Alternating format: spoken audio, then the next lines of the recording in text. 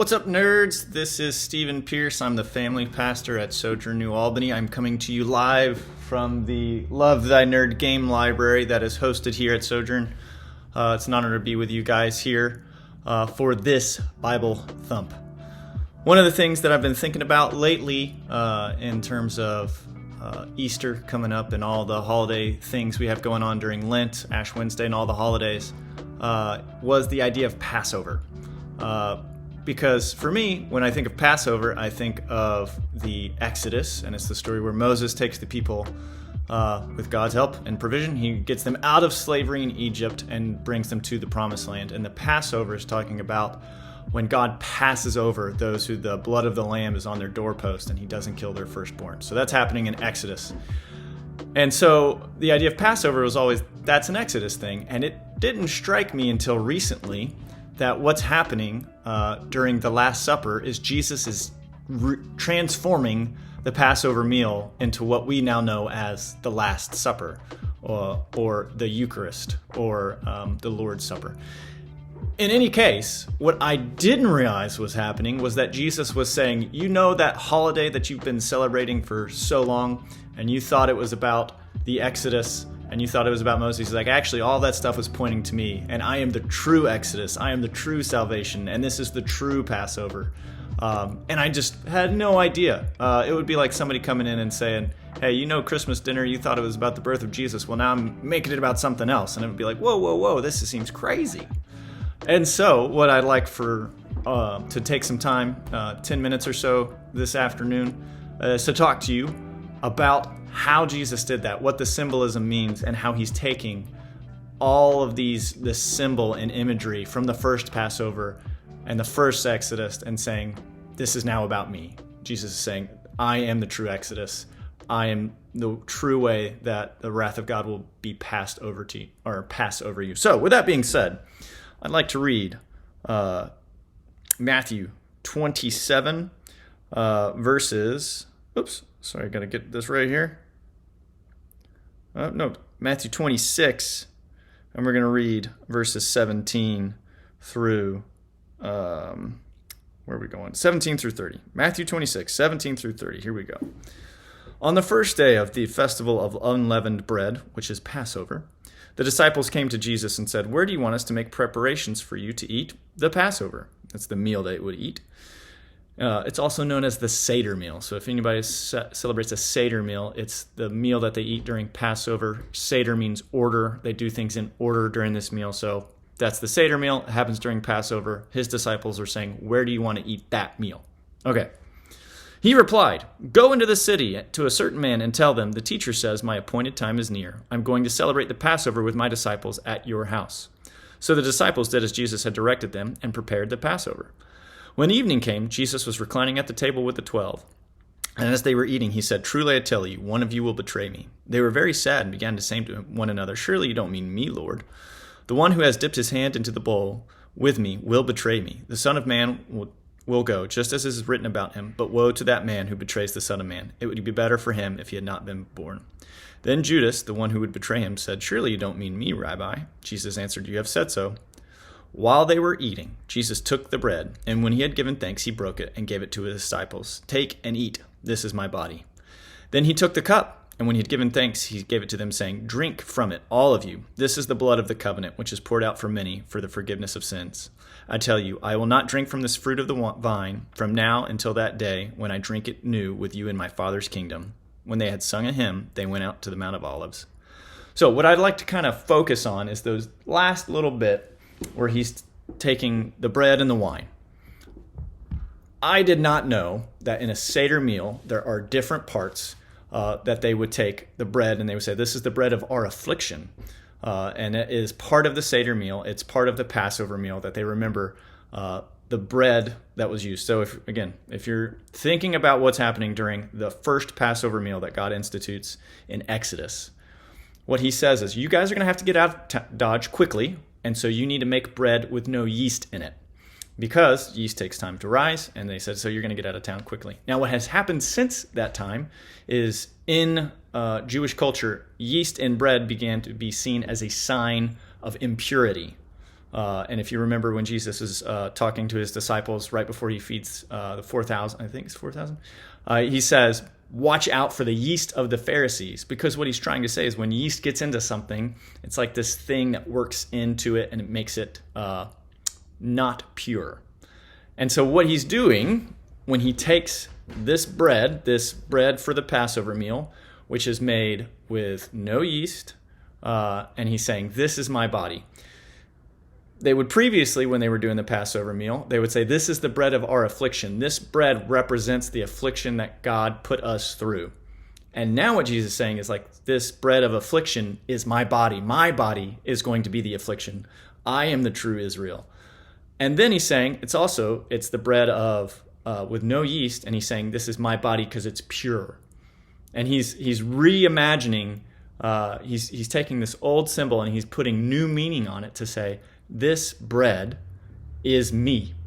What you thought was it represented Israel and the purity that God wanted for you, and how bread is a sign of life, manna from heaven. Jesus says in John chapter 6, he's the bread of life. He's just taking all of those symbols and he's saying, this is now about me.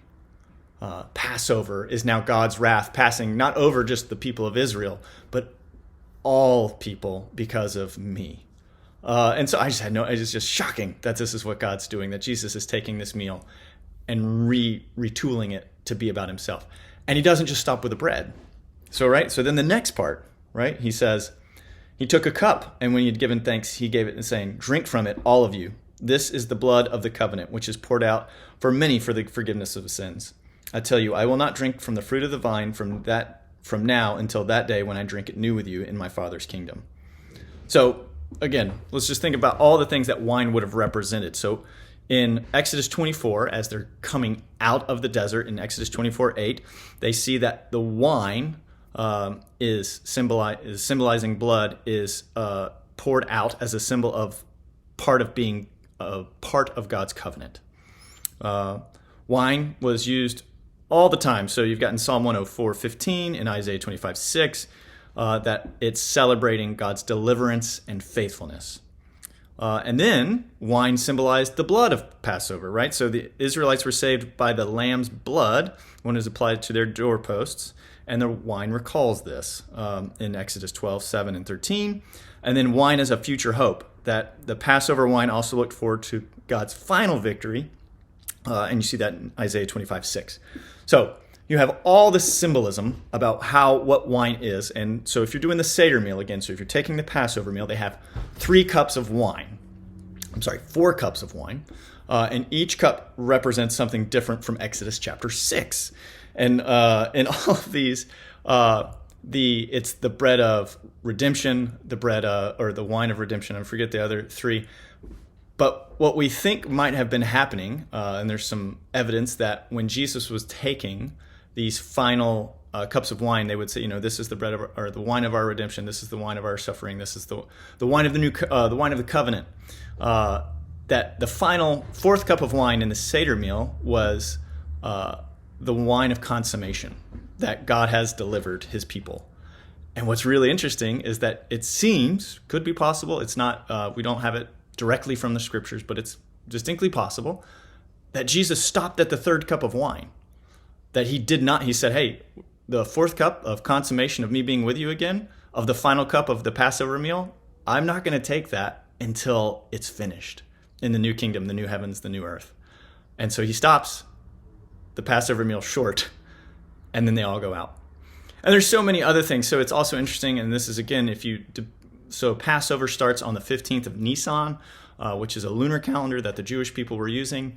And there's some scholarly debate about whether or not Jesus would have been having Passover on the 14th of Nisan before it began, or what's the dating system here, or was there a different dating system in place?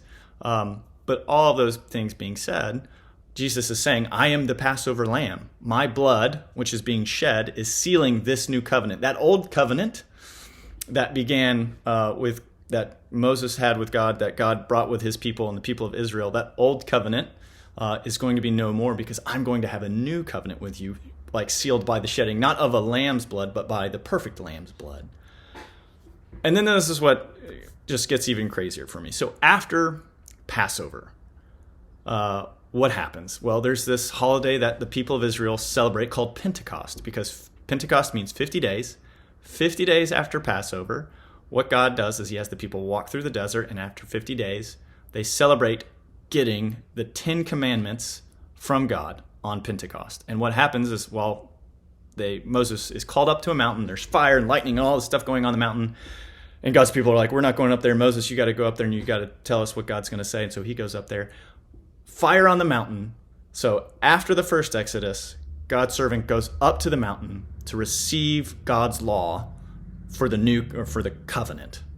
And then what happens is 50 days after the new Passover lamb, after Jesus, the Passover lamb, the true Passover lamb, 50 days after that is a holiday in the Christian world we call Pentecost, which is 50 days after the Passover, where Jesus' body was given for us, where his body was broken, his blood was shed, where he makes a new covenant. We get Pentecost, 50 days, and instead of receiving the law, we receive the Spirit, which is represented by these little tongues of fire that are sitting on these guys' shoulders. All of this to me has just been, there's just so many little details that I've been trying to track and keep up with. But it's this idea of like, God doesn't waste a moment. God has been using all of these symbols and meaning for years, setting up what Jesus was about to do, and that how he was the perfect fulfillment, that his body was broken so that we could be forgiven, that his blood was poured out. It sealed the new covenant between God and man, that anyone who calls on the name of Jesus will be saved.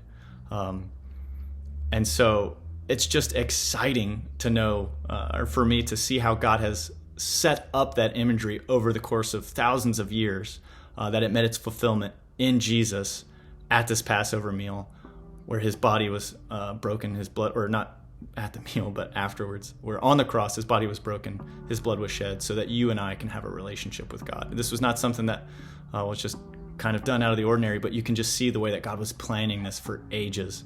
And now we get to experience this new life where, unlike the original Israelites under that old covenant where they were put under the law, we are now under the Spirit.